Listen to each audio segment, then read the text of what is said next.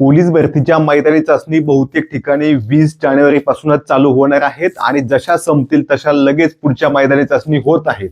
आता विद्यार्थ्यांनी काही गोष्टींची नोंद घेतली पाहिजे, ती म्हणजे आता इथं नवी मुंबईचं पोलीस आयुक्ताचं टाइम टेबल आहे, यांनी स्वतःच टाकलेलं आहे। ग्राउंड 20 तारखेला चालू होत आहेत आणि जिल्हा पोलीसचे ग्राउंड फक्त 30 तारखेला संपत आहेत। टोटल 10 दिवस सुद्धा नाही, त्याच्यामध्ये पण 2 दिवस सुट्टी आहेत। एका दिवशी 2-2 हजार 2.5 हजार विद्यार्थी बोलवलेले आहेत जास्तीत जास्त। त्यामुळे तुमची मैदानी चाचणी लवकरात लवकर संपवायची आणि तुमची लेखी परीक्षा सुद्धा लवकरात लवकर घ्यायची, एवढंच टार्गेट आहे।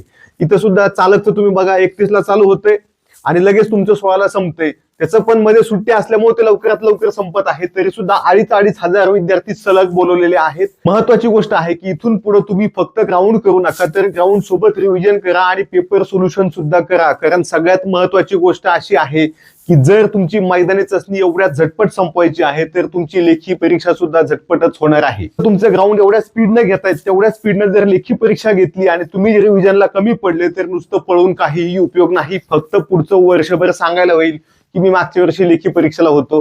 असं करण्यापेक्षा सरळ सरळ सगळं सोबतच करा, तुमचाच फायदा आहे।